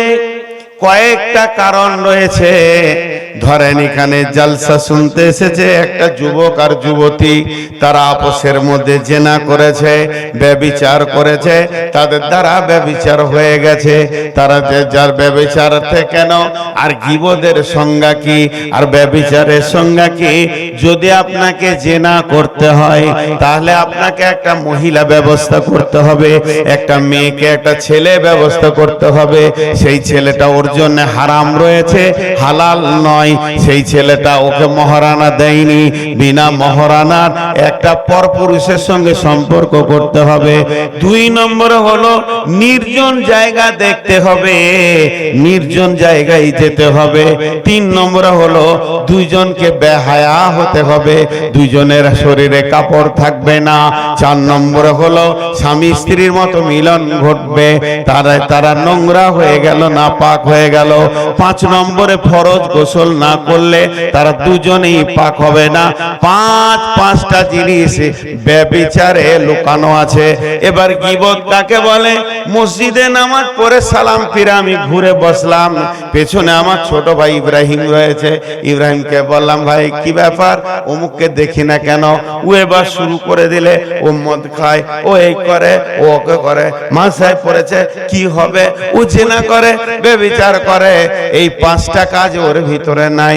প্রথম নম্বরে কোন নারীর সঙ্গে লাগবে তা লাগবে না। দ্বিতীয় নম্বরে বেহায়া হতে হবে না, আমাকেও কাপড় খুলতে হবে না, ওকেও খুলতে হবে না, টুপি পাঞ্জাবি সব থেকে যাবে গীবতে। 4 নম্বরে হলো স্বামী স্ত্রী মতো মিলন করতে হবে না। 5 নম্বরে গীবতের পর গোসল করা লাগবে না। আর 5 নম্বর হলো নির্জন জায়গা লাগবে না। মসজিদের মতো পবিত্র জায়গাতে গীবত করা সম্ভব হয়ে যাবে। তাহলে গীবতটা কত সুন্দর, যাতে কাপড় খুলতে হলো না, নির্জন জায়গায় যেতে হলো না, নারীকে পুরুষ, পুরুষকে নারী খুঁজতে হলো না, তাদের মিলন হলো না, ফরজ গোসল হলো না। অথচ আল্লাহ নবী বলছেন, আল গীবাতু আসাদ্দু মিনাজ জিনা, জিনা থেকে শক্ত হলো গীবত। কেন? খুব মন দিয়ে শুনেন, এখানটা ভালো বক্তা উঠেছে আপনাদের জালসায়। বক্তার নাম হচ্ছে মৌলানা বদরুদ্দোজা নদভী। ও বায়ান ধরেছে জিনা করলে কি গুনাহ হবে। লে মজা। ওর বায়ানের বিষয় হচ্ছে জিনা করলে কি গুনাহ হবে, ব্যভিচারের গুনাহটা কি, আর ওইটা কি করে খণ্ডন হবে, আর কেমন জাহান্নামে যাবে তওবা না করলে। আর যারা জিনা করেছে ওরা দুজনাই ফের জালসা শুনতেছে। ছেলেটাও ভিতরে ভিতরে কাঁপছে, জাহান্নামের কথা শুনে কাঁপছে, মেয়েটাও কাঁপছে। দুজনাই তওবা করলো, আর জীবনে এ কাজ করব না। ছেলেটার রাতে জালসা শেষ হয়ে গেল একটাই, আর ঘর যায়নি। দেখছে মসজিদে কেউ নাই, ঢুকে পড়েছে উজু করে, দুরিকার নামাজ পড়ে ডুকরে ডুকরে কাঁদছে, আল্লাহ মাফ করে দাও। মেয়েটাও বাড়িতে যে আর শুইনি, ফজর পর্যন্ত খালি সাজদাই পড়ে আছে, আল্লাহ তুমি মাফ করে দাও, যা করেছি ভুল করেছি। মাফ হবে না, কেউ লিখে দিতে পারবে না। আল্লাহ মাফ করে দিতে পারে, আল্লাহ মাফ করে দিতে পারে। জেনা ব্যভিচারটা হলো আল্লাহর হক, বান্দার হক নয়। এই বিচারটা আদালত হবে আল্লাহর হক, হুকুকুল্লাহ। মাফ হয়ে গেল। কিন্তু আমি আর ইব্রাহিম ওদের দুজনার গীবত করেছি। আমি কার কাছে মাফ চাবো? আল্লাহর কাছে। পরবর্তী বক্তা উঠে খালি গীবতের গুনাহটা বলছে, বা আমি গীবতের কথা বলছি। এবার যে গীবত করেছে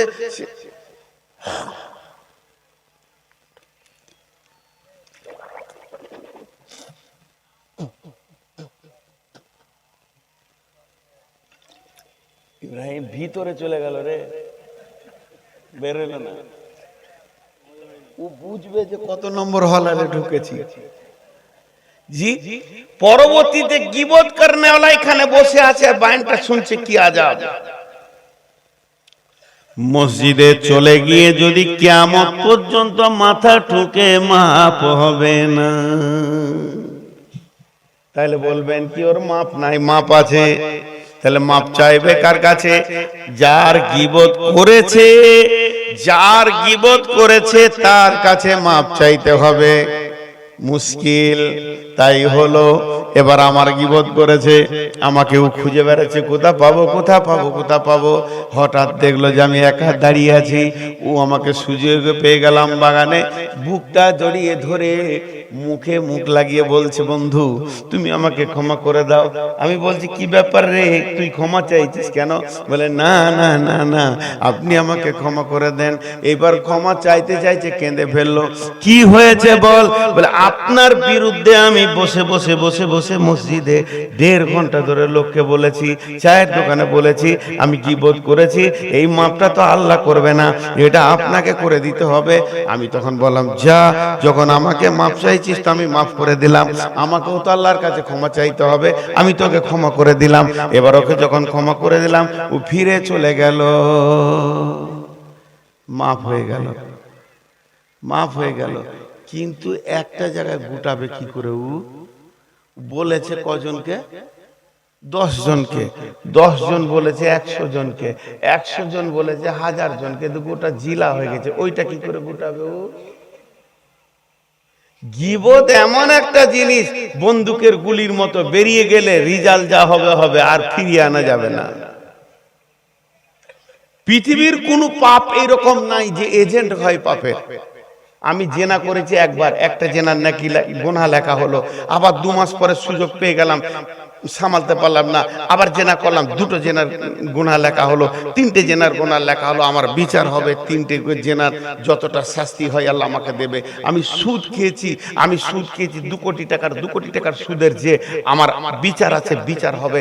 আমি মদ খেয়ে মাতাল হয়ে 22 বছর কাটিয়েছি, তার বিচার আমার হবে। কিন্তু এজেন্ট তৈরি হবে না, আর এর এজেন্ট তৈরি হয়ে যাবে। ওগুলো গোটাবে কি করে? ওগুলো গোটাবে কি করে? প্লাস্টিক যেমন পানিকে টানে না, লাইলন পানিকে টানে না। প্লাস্টিক পানি টানবে না, সব করবে না, লাইলন সব করবে না। কিন্তু স্পঞ্জ এমন জিনিস, ওকে পানি পড়লে পানি স্পঞ্জ ধরে নিবে। তেমনি যত গুনাহ আছে, সমস্ত গুনাহ অন্য গুনাহকে টানে না, অন্য জনার গুনাহকে নিয়ে বোঝ করে না। আর গীবত হলো স্পঞ্জের মতো।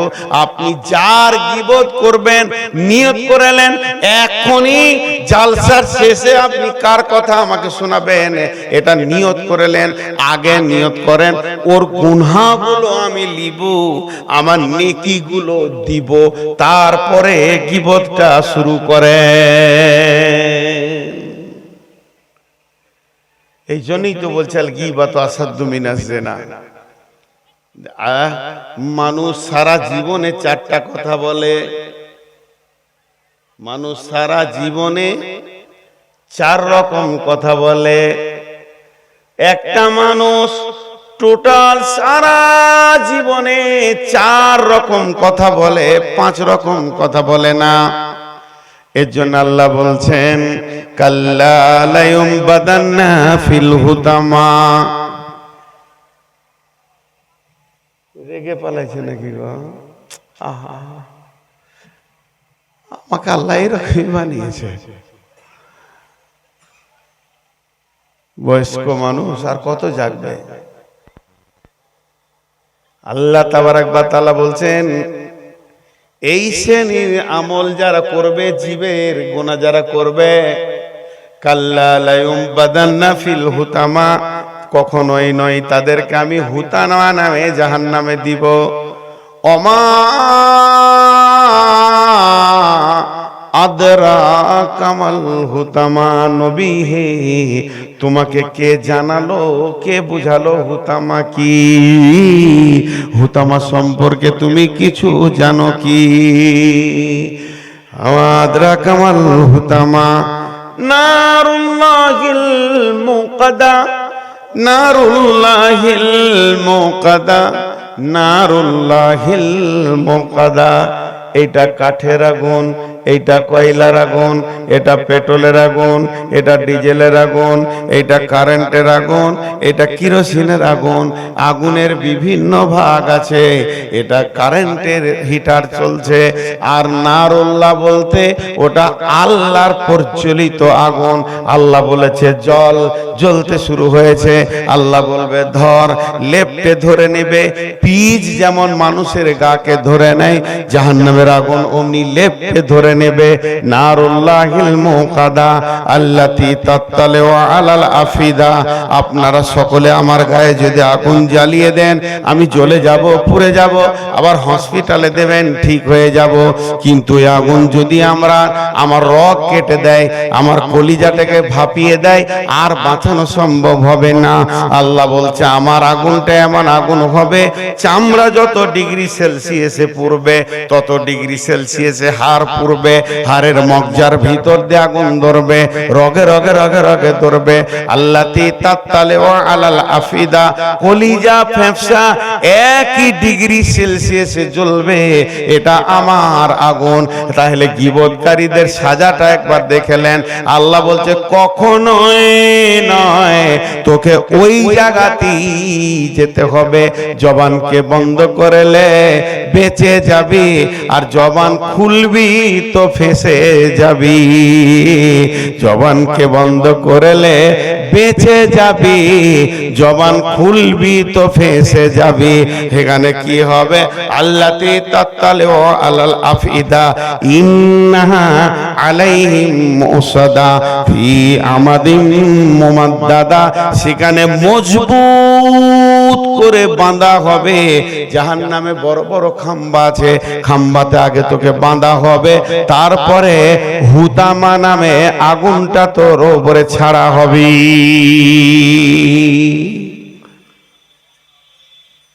আগে খুঁটিতে বেঁধে দিলেন আমাকে, কারেন্ট দিচ্ছেন আমার গায়ে, গোটা বডি কারেন্ট, গাছের সঙ্গে মজবুত করে বেঁধেছেন, হিলতে পারছি না।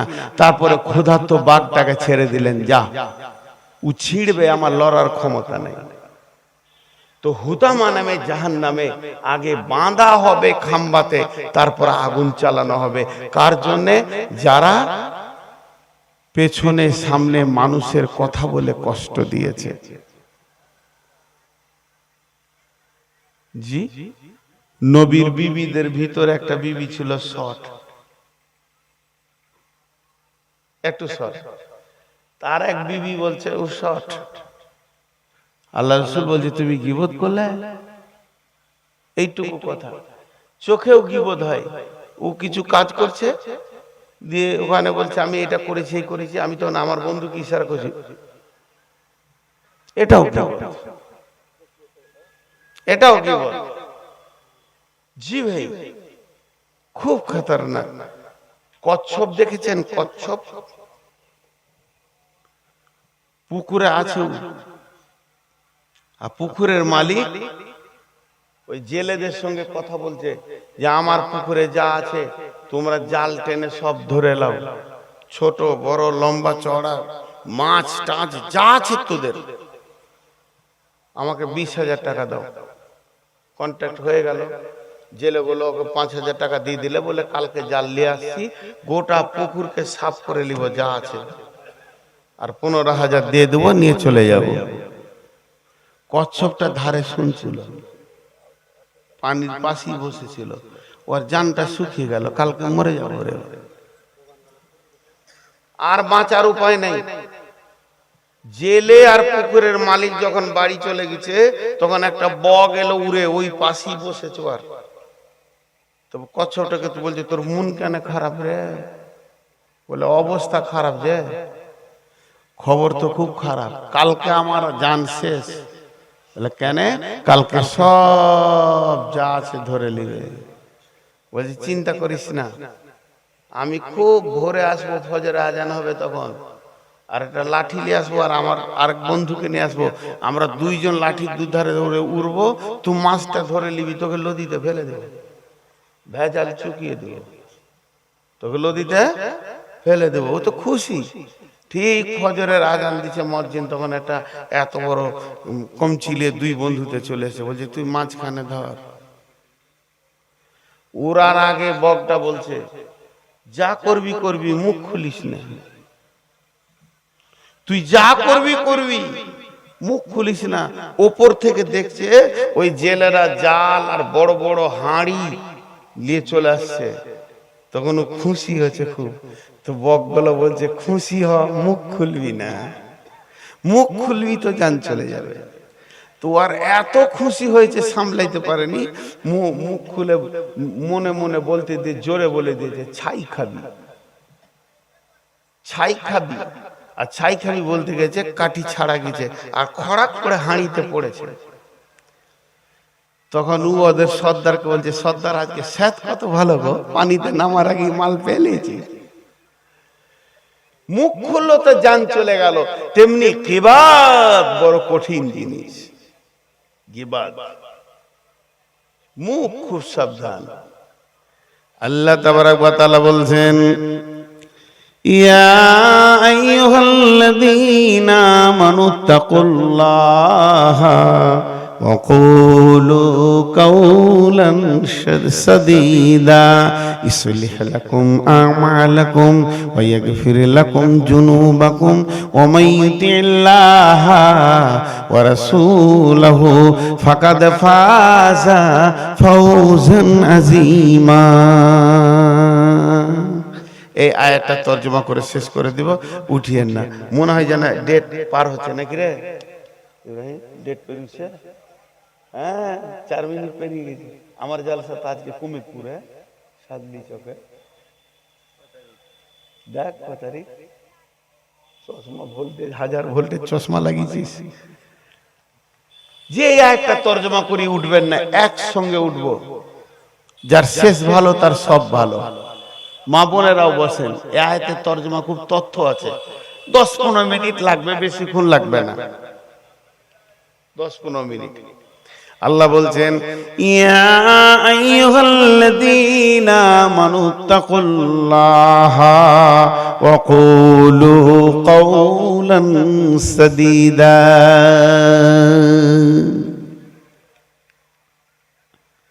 চোখের অপারেশন করা দেখেছেন? চোখের অপারেশন করা দেখেছেন?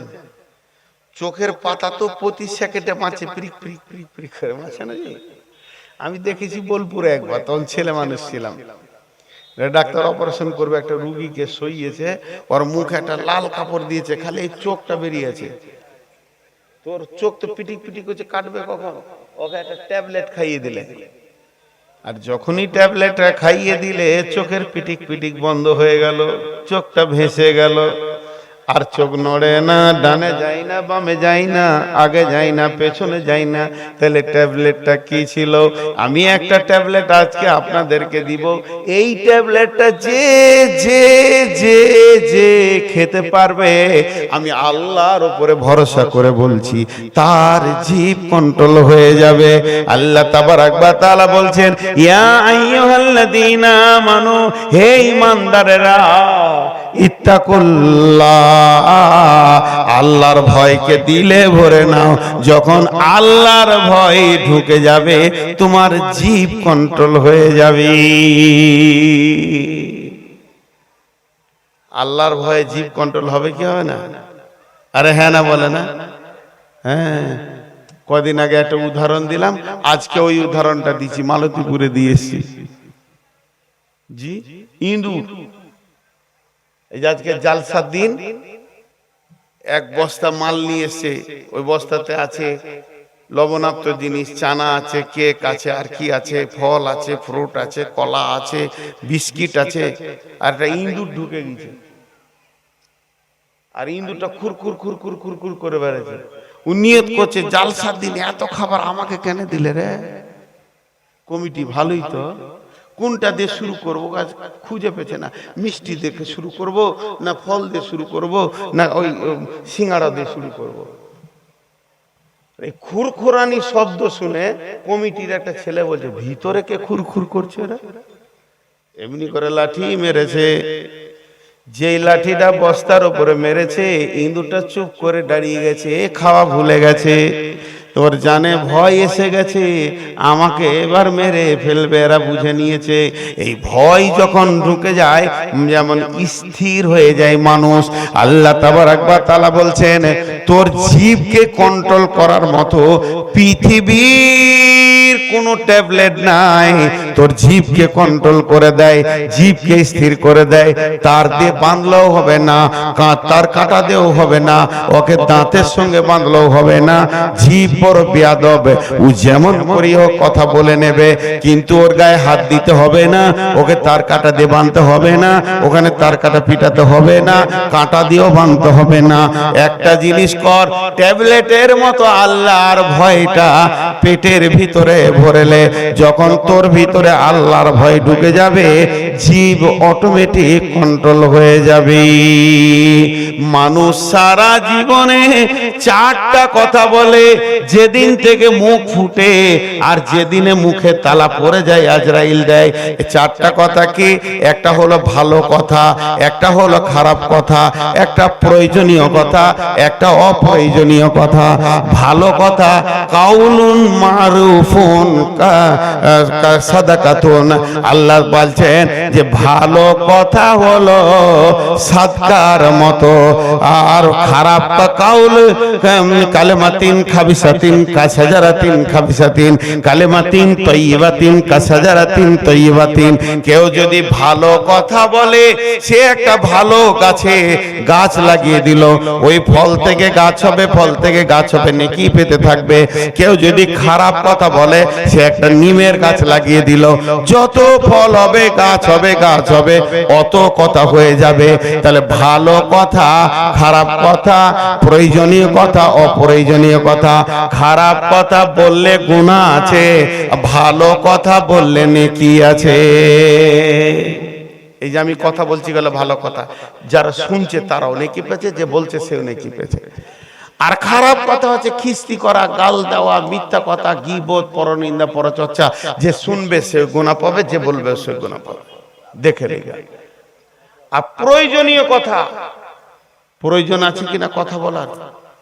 সকালে উঠে ঘুম থেকে বেটাকে ডেকে হচ্ছে, বেটারে রতুয়া যা, তোর মায়ের ওষুধটি লিয়ে আয়, এই কথা বললেও নেকি আছে। প্রয়োজনীয় কথা যে মানুষ মুখ দিয়ে বলে, সাদকার নেকি পেতে থাকবে।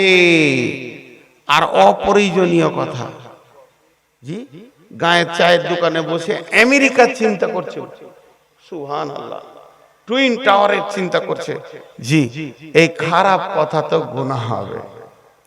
আল্লাহ বলছে আল্লাহর ভয়কে দিলে ভয়, চুষে নিলে সব টাকাটা। আমি আর টাকা কার কাছে যাব?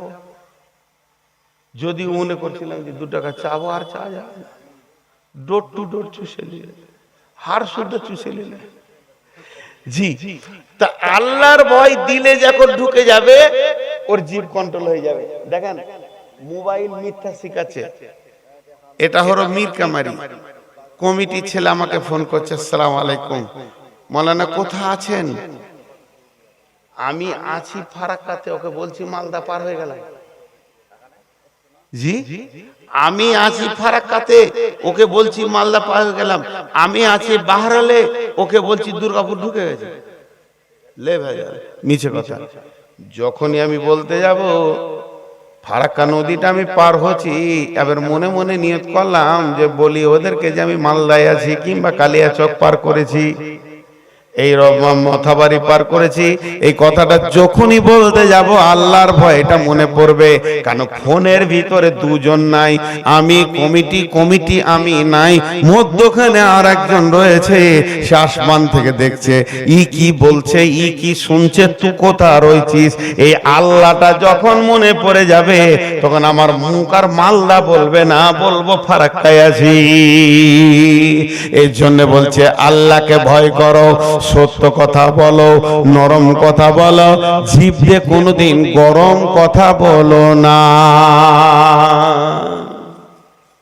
গোটা বডিতে যত মাংস আছে, জিভটা নরম না শক্ত জিভাই?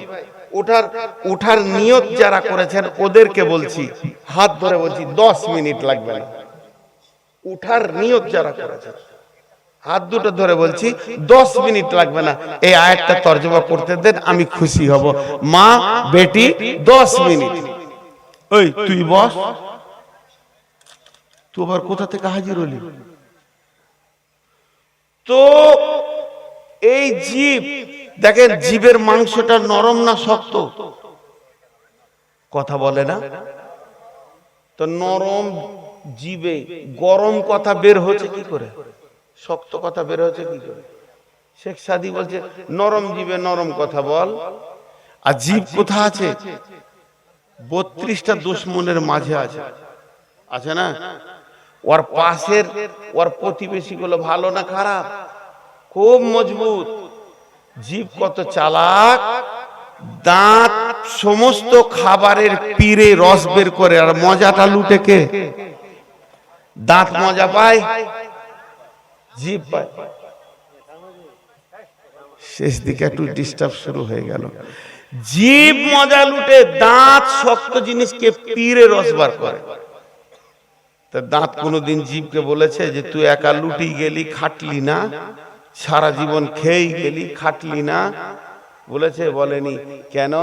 জিভের ব্যবহার ভালো, খুব নরম নরম, দাঁতের সঙ্গে নরম ব্যবহার করে, দাঁতের সঙ্গে খারাপ ব্যবহার করে না। দাঁত জানে যে আমাদেরকে জিভ ভালোবাসে। কেন? দাঁতের ফাঁকে যদি কিছু ঢুকে যায় তো জিভ বারবার খোঁজলাই, বার হলো লাই না? দাঁতের ফাঁকে কিছু ঢুকলে জিভ নিশ্চিন্তে থাকতে পারে?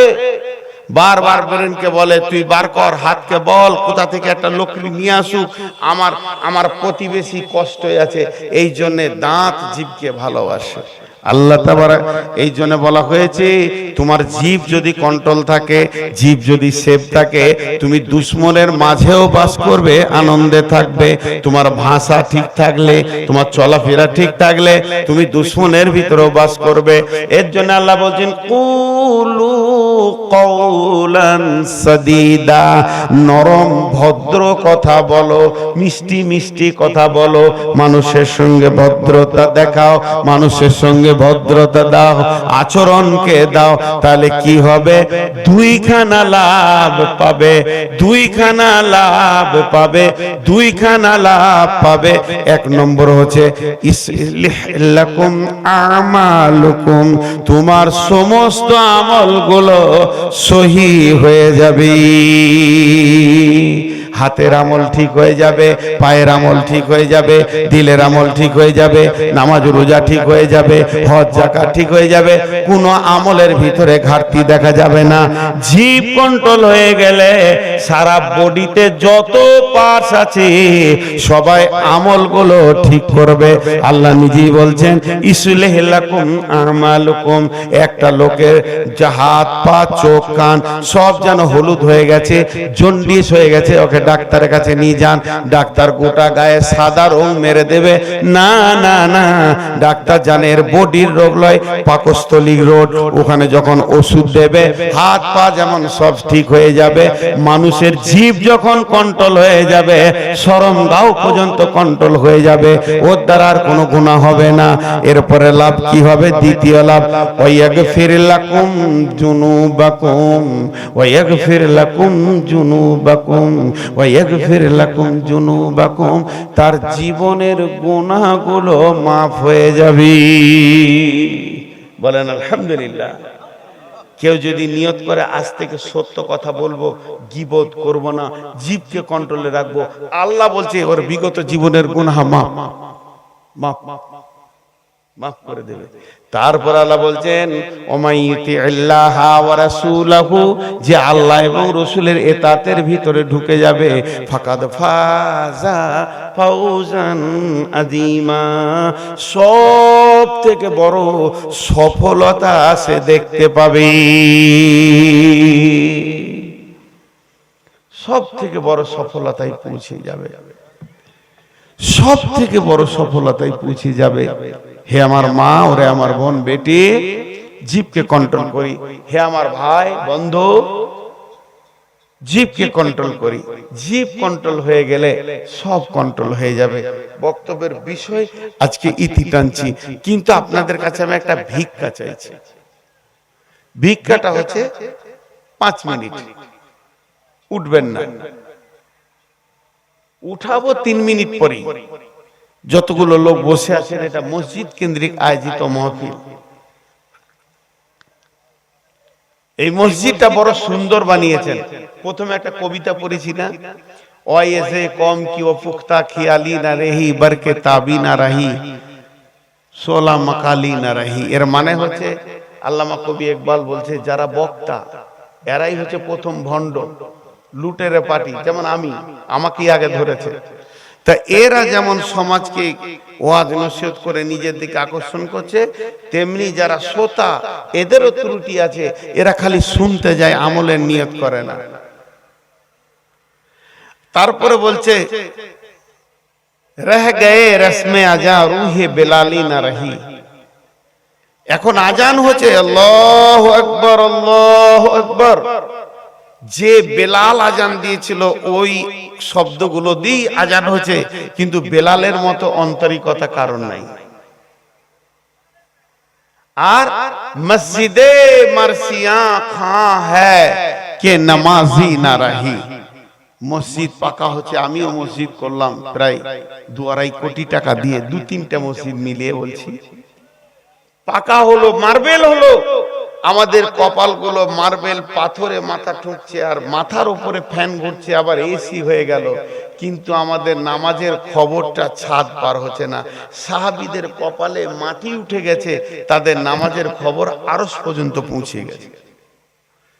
মসজিদ পাকা হলো, ঈমান কাঁচা, আর তাদের ঈমান ছিল পাকা, মসজিদ ছিল কাঁচা। ভাইয়া, এই মসজিদে যারা টাকা দেবেন তার জান্নাতে ঘর বানানো হবে। অনেক কথা আছে, আমি হাদিস আর পড়ছি না। মান বানা লিল্লাহি মসজিদান বানাল্লাহু লাহু বাইতান ফিল জান্নাহ। আমার হয়ে গেছে 3 মিনিট। আপনাদের কাছে আমার আবেদন, এখন আমি দোয়া দিব, নারীরা আস্তে, পুরুষরা জোরে আমিন বলবেন। এটা বলতে হচ্ছে এখন 2 বছর থেকে, আগে লোক আমিন বলতো দোয়া ধরে নিলে। আর দোয়া যেই শেষ হবে, আল্লাহর ওয়াস্তে বলছি, আল্লাহর দিকে আঙুল তুলে বলছি, আপনারা এই টেবিলে একবার হাতটা রেখে যাবেন। টেবিলটা ওইখানে করে দেন ভাই, একটু টেবিলটা ওইখানে করে দেন। টেবিলে হাতটা রেখে যাবেন, খালি 10 টাকা হোক আর 5 টাকা হোক, 1 টাকা হোক, শেষ কথা। টাকা নাই তাও টেবিলে হাতটা আপনি খালি হাত রেখে যাবেন। এখন একটা জিনিস দেখতে চাইছি, যিনি টেবিলে হাত না রেখে চলে যাবেন উনি হাত তুলেন, দাঁড়ান দোয়া দিই। যিনি টেবিলে হাত না রেখে পালাবেন উনি হাত তুলেন, দেখি ওনাকে আমি জিজ্ঞেস করব কেন পালাবেন। আপনি বলবেন টাকা নাই, আমি তো টাকা চাইনি, শেষ কথা, খালি হাতটা রেখে যাবেন। জোরে বলেন ইনশাআল্লাহ। পালাবেন না তো ইনশাআল্লাহ? বেশ, এখন দোয়া দিচ্ছি। এই আল্লাহ, সন্ধ্যা থেকে এই পর্যন্ত যত কোরআন হাদিসের সহি কথা হয়েছে সেগুলো আমাদেরকে আমল করার তৌফিক দাও। 3 জন আমিন বলেছে। কি আব্দুল্লাহ ভাইয়ের কাছে 500 টাকা। আমি বলে দেব। মাসুদ বিহাই আমাদের, হ্যাঁ বাদু 1000 টাকা। বাঁধা আছে, ঠিক আছে, ওটা বলা হবে। ঘর কা মুরগি ডাল বরাবর, যে বাঁধা পড়ে গেছে ওটা সহজ, এটাকে ছাড়ি না। এই আল্লাহ, সন্ধ্যা পর্যন্ত, এই পর্যন্ত যত কিছু হাদিস কোরআনের কথা হলো সেগুলো তুমি আমাদেরকে আমল করার তৌফিক দাও। যেগুলো সহি হয়েছে সেগুলো হৃদয়ের মধ্যে করে দাও, যেগুলো ভুল হয়ে গেছে উভয়কে ভুলিয়ে দাও। আমিনটা জোরে বলেন। এই আল্লাহ, আমাদের মা বাপ ভাই বোন আত্মীয় স্বজন যারা মাটির নিচে শুয়ে গেছে তাদের তুমি মাফ করো, ক্ষমা করো, দয়া করো। এই আল্লাহ, যে কমিটি এই জালসা করেছেন আর মসজিদটাকে হাতে নিয়েছেন, এদেরকে শক্তি, সাহস, বুদ্ধি সব তুমি দাও যেন মসজিদটা কমপ্লিট করে ফেলে। আল্লাহ, আমরা যতজন জালসা শুনেছি আর যতজন শুনতে পাইনি সবাইকে তুমি নামাজি বানিয়ে নাও। আল্লাহ, আমাদের জীব দ্বারা অনেক গুনাহ হয়েছে, সব জ্ঞানে হয়েছে, অজ্ঞানেও হয়েছে। আল্লাহ তুমি মাফ করে দাও, আল্লাহ তুমি মাফ করে দাও, আল্লাহ তুমি মাফ করে দাও। আমি আমার জীবকে কন্ট্রোল করতে পারবো বলে আশা করছি, কিন্তু তুমি তৌফিক না দিলে পারবো না। আল্লাহ তুমি তৌফিক দাও যে জীবকে কন্ট্রোল করে যেন চলতে পারি। এ আল্লাহ, আজকে দানগুলো তুমি কবুল করে নাও। শুধু মিরকামারি নাই, অত্র পৃথিবীতে যতজন ইসলামকে বাঁচানোর জন্য টাকা দিচ্ছে সব টাকা তুমি কবুল করে নাও। এ আল্লাহ, তুমি আমাদেরকে সুস্থ সবল শরীর দাও। আমিন আর বলছে না, ক্লান্ত হয়ে গেল, এত লম্বা দোয়া করে নিতে পারে। এ আল্লাহ, তুমি আমাদের হয়ে যাও, আমাদেরকে তোমার নিজের বানিয়ে নাও। আমিন। সকলে বলেন সুবহানাকা আল্লাহুম্মা ওয়া বিহামদিকা আশহাদু আল্লা ইলাহা ইল্লা আনতা আস্তাগফিরুকা ওয়া আতুবু ইলাইকা। ভাই, সকলে টেবিলে হাত রেখে যান। কই কে 2000 দিয়েছে? বলেন। আজ কি নাম? আব্দুল্লাহ ভাইয়ের কাপ। আব্দুল্লাহ বাহির কাপ 500 টাকা। আর মাসুদ বিহাই ভাত। আমার তো বিহাই দিল, আমি কেন বিহাই বলবো? আপনার বিহাই না, মাসুদ ভাই 1000 টাকা। তারপরে মামুন চৌধুরী মামুন চৌধুরী 500 টাকা। ভাই সবাই টেবিলে হাতটা রেখে যান।